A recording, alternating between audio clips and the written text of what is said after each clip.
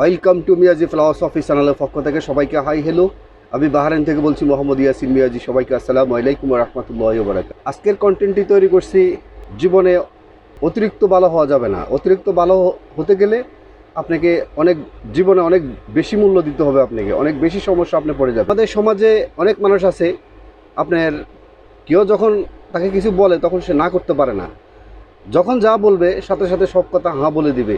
এই সমস্ত লোকেরা একটা সময় অনেক বেশি সমস্যা পড়ে যায়, অনেক বেশি দুশ্চিন্তা পড়ে যায়, অনেক বেশি টেনশনে পড়ে যায়, এবং তাদেরকে দেখার মতো সমাজে আর কোনো লোক থাকে না।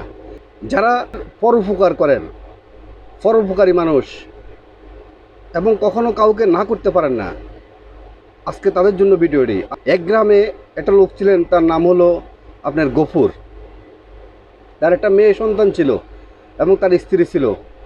সে কখনো তার সমাজে কোনো ব্যক্তি যদি তাকে কোনো কাজের কথা বলতো বা যে কোনো কথা বলতো, সে কখনো তা কাউকে না বলতে পারতো না। একদিন তার গ্রামের সর্দারদের মধ্যে একজন মোড়ল ওই গফুরকে বলল, গফুর, আমি শহরে যাব, আমার তো পরিবারে কেউ নেই, তুমি আমার গরুটাকে একটু দেখাশোনা করবা।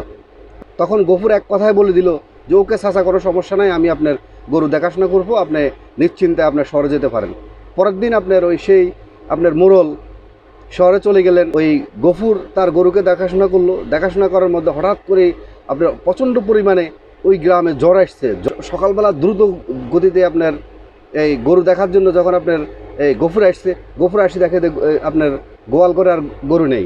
তখন সে তো হতাশ হয়ে গেল, টেনশনে পড়ে গেল। এখন আমি মোড়লকে কি জবাব দিব, গরু যে কোথায় চলে গেছে। তখন সে পুরো গ্রামে অনেক কষ্ট করে অনেক খোঁজাখুঁজি করলো, গরু কোথাও আর খুঁজে পেল না। একদিন পরে আপনার সেই মোড়ল আসার পরে গফুরকে ডাক দিল, ওই গফুর, তুমি কোথায়, আমার গরু কোথায়? তখন গফুর বলল যে, অনেক চেষ্টা করে দেখাশোনা করছি এবং দেখে রাখছি, কিন্তু হঠাৎ করে আপনি যেদিন চলে গেছে শহরে, প্রচণ্ড পরিমাণে আমাদের গ্রামে বৃষ্টি হয়েছে। আপনি সবাইকে জিজ্ঞেস করতে পারেন। বৃষ্টি হওয়ার পরে আমিও ঘুমিয়ে গেছি। বৃষ্টির মধ্যে গরু কোথায় চলে গেছে, আমি পুরো দিন গরুকে অনেক খোঁজাখুঁজি করছি, খোঁজাখুঁজি করার পরেও গরুটাকে খুঁজে পাইনি। এখন আমি কি করব?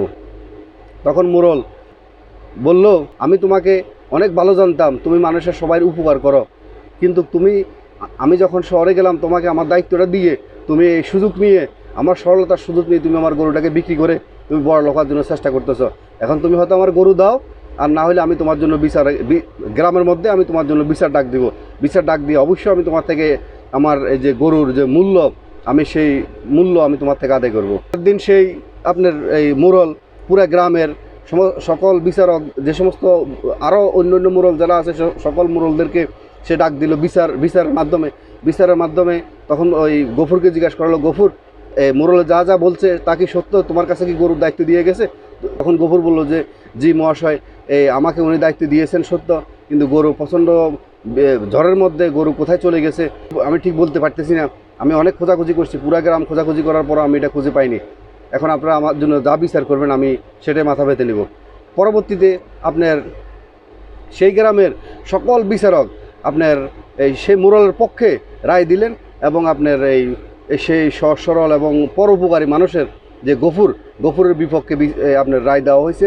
গফুরের কাছে তো আর ক্যাশ টাকা নাই, গরুও দেওয়া সম্ভব না। তখন সে কী করলো, ওই গফুরের সামান্য কিছু জমি ছিল, সেই জমিটা আপনার এই মোড়লের নামে লিখে দেওয়া হয়েছে। গফুর এটা মেনে নিল। মেনে নেওয়ার পরে সে বাড়িতে এসে হতাশ।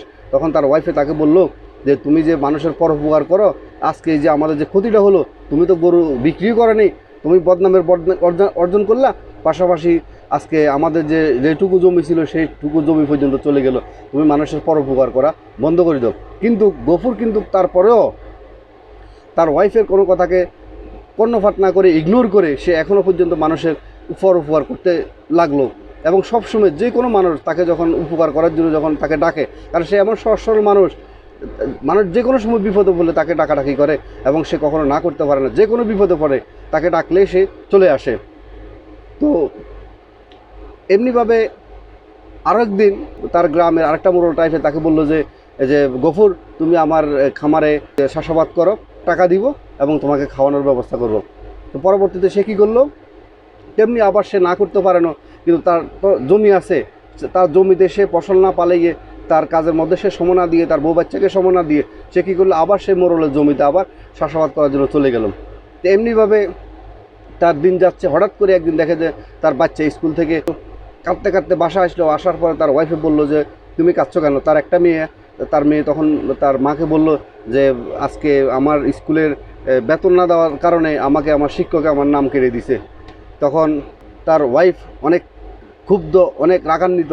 তখন তার ওয়াইফ, তার হাজব্যান্ড যখন সেই গফুর যখন আবার বাড়িতে আসছে, আসার পরে তার গফুরকে বলল যে দেখো, তুমি যে সমস্ত মানুষের উপকার করো, আমি মানুষের উপকার করতে আমি তোমাকে না করব না, কিন্তু তুমি তোমার সংসারের দিকে তো প্রথমে তোমাকে আগে দেখতে হবে। তোমার পরিবারকে আগে তোমাকে দেখতে হবে। ফার্স্ট টাইম তোমার পরিবার, সেকেন্ড টাইম তোমার মানুষের উপকার করবে। তুমি যদি সবসময় মানুষের উপকারই করতে থাকো, হ্যাঁ, পর উপকারী জনম ভিখারি, তুমি যদি মানুষের আজীবন উপকার করতে থাকো, তাহলে আজকে তোমার বাচ্চার স্কুলের টাকা না দিতে পারার কারণে তোমার বাচ্চার নাম কেটে দিছে। আজকে আমাদের সংসারের হাল খারাপ হয়ে গেছে এবং ভবিষ্যতে আরও অবস্থা খারাপ হয়ে যাবে। তুমি কি এটা থেকে ফিরত আসবে না আসবে না? তখন আপনার গফুরের কিছুটা বিভাগ নাড়া দিছে। তখন গফুর কী করলো যে না, আসলে তো ঠিকই আছে, আজকে আমি সরল হওয়ার কারণে আমাকে যে কোনো মানুষ যে কোনো সময় আমাকে ডাকাডাকি করলে আমি মানুষের উপকারে লেগে যাই, আমি কখনো না করতে পারি না, না বলতে পারি না। আজকে তো সেই কারণে আজকে আমার বাচ্চার স্কুলের নাম কেড়ে দিছে, আমার পরিবারের অবস্থা খারাপ হয়ে যাচ্ছে, এবং কি আজকে আমার যেটুকু জমি ছিল সেই জমিটুকু পর্যন্ত চলে গেছে। আমি তো তার গরু বিক্রি করি না, কিন্তু আমাকে অফার দেওয়া হয়েছে। তার মানে কি হলো, যত বেশি আমি মানুষের উপকার করবো তত বেশি আমার ক্ষতি আসতেছে। তো এতে করে আমরা বুঝতে পারলাম যে আপনি যত মানুষের উপকার করবেন তত বেশি আপনার ক্ষতি করবে, এবং যত বেশি আপনার সহজ সরল হবেন তত বেশি আপনার মানুষের আপনার ক্ষতি করার চেষ্টা করবে, এবং আপনাকে দিয়ে মানুষে তার উপকারে লাগানোর জন্য, মানুষের কাজে লাগানোর জন্য মানুষের চেষ্টা করবে। এটা হলো স্বার্থপর দুনিয়ার মানুষের নিয়ম। যাকে যত সহজ পাবে তাকে বেশি মানুষ খাটানোর চেষ্টা করবে। এবং আপনারা নিশ্চয়ই জানেন, আপনার যে বনের ভিতরে গাছটা অনেক বেশি সোজা, সেই গাছটা আপনার কাঠুরিয়া প্রথমে কাটে। কেন কাটে? ওইটা বেশি সহজ হওয়ার কারণে, অনেক বেশি সোজা হওয়ার কারণে। মানে আপনি যত বেশি সহজ হবেন, সোজা হবেন, কাঠুরি যেমনি আপনি গাছ কাটতে বাধ্য হয়ে যায়, মানে গাছটাকে কেটে নেয়, তেমনিভাবে আপনি জীবনটা যত সহজ করবেন এবং কি মানুষের সাথে যত সরলভাবে চলবেন, মানুষের যত বেশি উপকারে লাগবেন, তত বেশি মানুষ আপনার ক্ষতি করার জন্য চেষ্টা করবে, এবং আপনার মাথার উপরে লবণ দিয়ে মানুষে বড়ি খাওয়ার জন্য চেষ্টা করবে, আপনার কাঁধের উপরে বন্দুক রেখে মানুষে অন্যকে গুলি করার চেষ্টা করবে। তো সুতরাং আপনি মানুষকে উপকার করবেন, আপনি কখনো না করবো না, কিন্তু আপনি যে কাজটা করবেন, আগে আপনি নিজের পরিবার ঠিক রাখবেন, আগে নিজেকে হ্যাপি করবেন। নিজে যখন সুখী থাকবেন, হ্যাপি থাকবেন, আপনার কাছে যখন সময় থাকবে, দেন তখন আপনি মানুষকে উপকার করেন। এর আগ পর্যন্ত আপনি করার দরকার নেই। তো পরের দিন সেই গফুর, আপনার ওই যে গরিব গফুর, সে আপনার সহজ সরল মানুষ, তখন পরের দিন থেকে সে সিদ্ধান্ত নিল যে আমি আজকে থেকে মানুষের আর উপকারে যাব না, আগে আমি আমার নিজেকে খুশি করার চেষ্টা করব, খুশি রাখার চেষ্টা করব। সেই সিদ্ধান্ত ক্রমে সে মোড়লকে না করে দিল যে আমি আপনার জমিতে আর খাটাখাটনি করতে পারবো না, আমি আমার জমিতে খাটাখাটনি করি, আমি আমার জীবন পরিচালনা করার চেষ্টা করব। এমনিভাবে যখন সে আপনার 6 মাস 1 বছর যখন তার অন্যের উপকার না করে অন্য যখন ডাক দেয়, তখন সাথে সাথে না করে দেওয়ার পরে সে শুধু নিজের কাজের মধ্যে ব্যস্ত। নিজের কাজের মধ্যে সে যখন ফোকাস করছে, 1 বছরের মাথায় তার গরু সম্পদ মোটামুটি তার একটা স্বচ্ছতা চলে আসতেছে, এবং তাকে মানুষের রেসপেক্ট দেওয়া শুরু করছে। কারণ যখন সে মানুষের যে কোনো সময় বিপদ হইতো, মানুষ যখন তাকে ডাকলেই পাইতো, তখন কিন্তু তাকে মানুষের রেসপেক্ট করতো না। আজকে কিন্তু দেখা যাচ্ছে তার টাকা পয়সা হয়ে গেছে এবং তার মোটামুটি একটা অবস্থান সৃষ্টি হয়ে গেছে, এখন যে কোনো লোকে তাকে ডাকলে কিন্তু সে যায় না। আজকে তাকে মানুষের রেসপেক্ট করা শুরু করছে। এখন থেকে স্ট্রং হন, এবং মানুষকে না বলে দেওয়াটা শিখেন, এবং মুখের উপরে জবাব দেওয়া শিখেন, দেখবেন যে আপনার সময় অনেক পরিবর্তন হয়ে যাব। আজকের মতো ভিডিওটি এখানে শেষ করলাম।